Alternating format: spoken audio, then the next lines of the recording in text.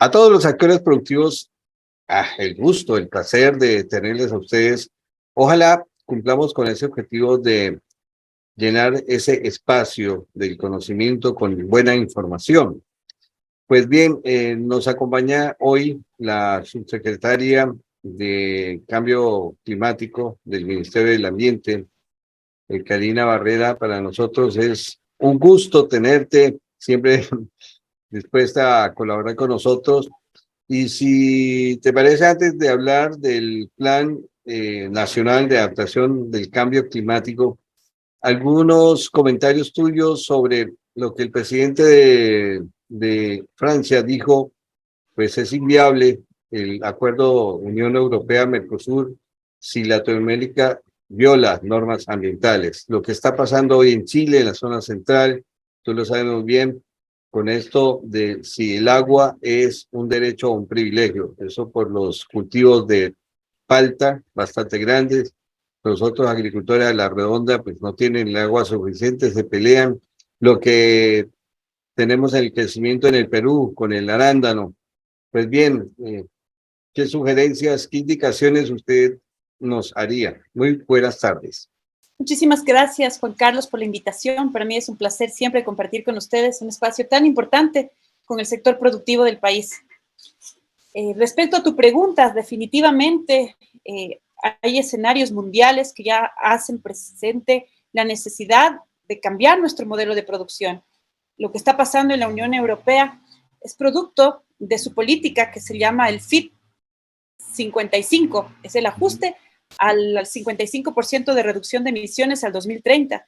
Ese es el compromiso que tiene la Unión Europea como un continente que ha sido uno de los causantes de estos efectos del cambio climático. Ellos se han comprometido a reducir sus emisiones, pero en el marco de sus compromisos también han generado políticas comerciales que hacen que países como los nuestros tengan que ajustar sus modelos de producción. Hoy hablamos, por una parte, de que se aprueba el reglamento para la producción libre de deforestación. Solamente se importarán productos desde Europa, solamente productos que sean libres de deforestación. Y para ello están colocando ciertas reglas nuevas del juego con espacios también para hacer una verificación por exportación incluso. Esa es una de estas medidas que está en el marco de su gestión de cambio climático. Otra medida también es la revisión de que los productos sean carbono neutral. Y entonces se han enfocado en los productos que tienen mayor incidencia en la huella de carbono, mayor cantidad de uso de energía. Por el momento se está trabajando, por ejemplo, en acero, en los productos, en la producción de cemento y productos de este tipo. Papel también, entre otros tipos de productos. Sin embargo, hay una lista que se espera que vaya después y que obliga y de alguna manera motiva, digámoslo así, a que los productos que salgan ya desde el Ecuador tengan que ser cadenas de valor carbono neutras y o libres de deforestación. Entonces, qué bueno que ustedes ya empiezan con este Plan Nacional de Adaptación al Cambio Climático. ¿En qué consiste? Bueno, hablar del cambio climático, como yo siempre digo, puede ser un cliché. O sea, todo el mundo habla del cambio climático, pero no lo entendemos aún. Entonces, este Plan Nacional de Adaptación al Cambio Climático lo que ha hecho es recopilar información histórica, establecer justamente un análisis de los patrones atmosféricos, de los patrones de temperaturas, de lluvias, y poder proyectar hacia el futuro cuáles podrían ser estos comportamientos que tendría el clima en los peores escenarios. Es decir, si nosotros o el mundo no cambia el modelo de producción, cuáles podrían ser los peores escenarios o cuáles podrían ser esos efectos del cambio climático en nuestro país. Ya aterriza esa información a nuestro propio país. En el sector de agricultura, por ejemplo, en el sector de recursos hídricos, en el sector también en las ciudades, en el sector de patrimonio natural, entre otros. Entonces, eso es lo que le ha costado al Ecuador 3 años. Este ha sido un proceso de 3 años obtener toda esa información que parte de la información hidrometeorológica del país y la traduce en un análisis de riesgos ya asentado a cada uno de estos sectores. Así que, bueno, el plan de adaptación tiene algunas medidas de adaptación considerando estas diferentes realidades, pero apenas es el inicio, ¿no? De un proceso más amplio que tiene que ser llevado al territorio. ¿Y qué gestiones se emprenderían entonces? Te cuento algunos detalles, algunos datos generales como para que podamos todos entender qué significa, por ejemplo, en el sector de agricultura, ¿no? En el sector de agricultura, el análisis de riesgo climático tomó los cultivos más importantes que tienen relación con la economía popular y solidaria y con las exportaciones.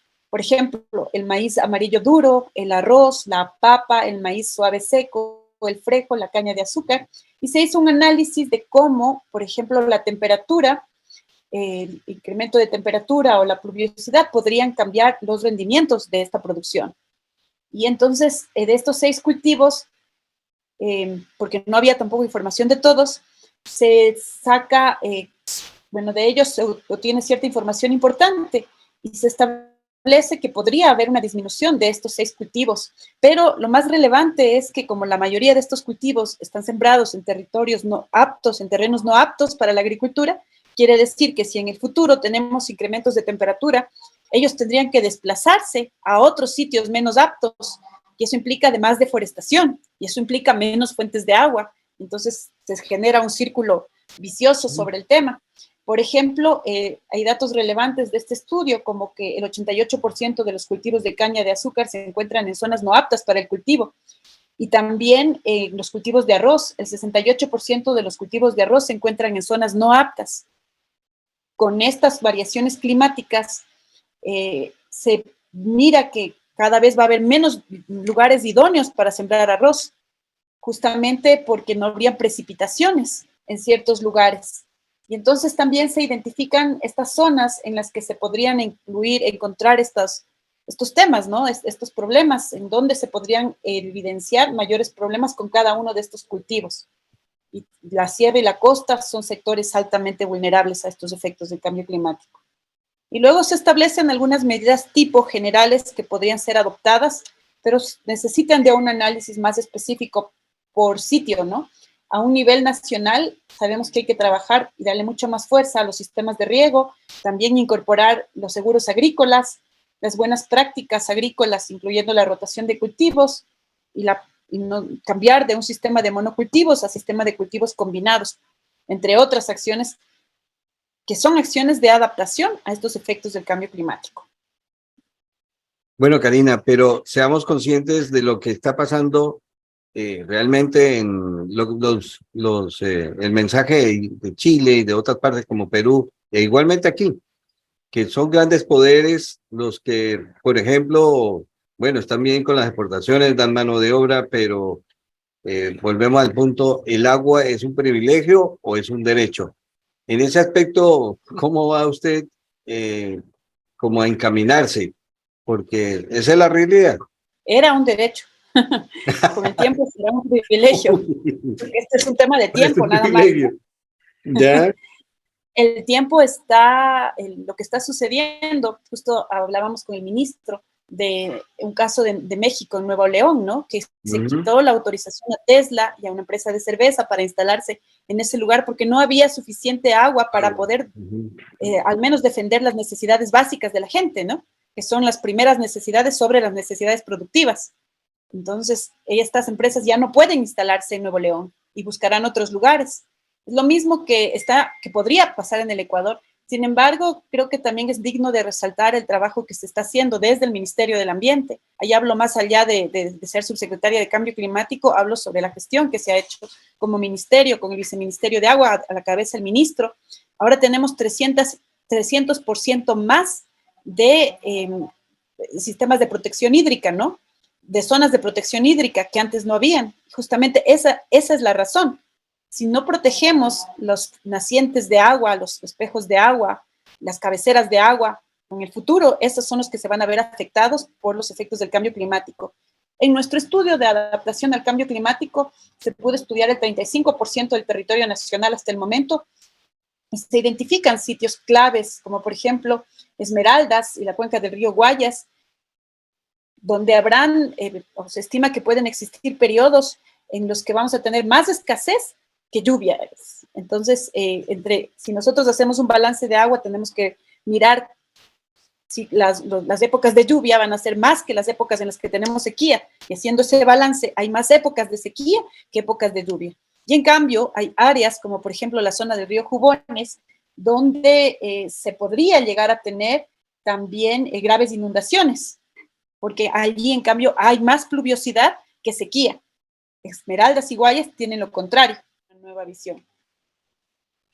Bueno, correcto. Entonces yo, de mi parte, este medio de comunicación siempre abierto a conocer de este plan, pero más que todo, dinos ya para cerrar, Karina, ¿cuáles son los insumos y las herramientas que ustedes van a proporcionar para entrar en este Plan Nacional de Adaptación al Cambio Climático?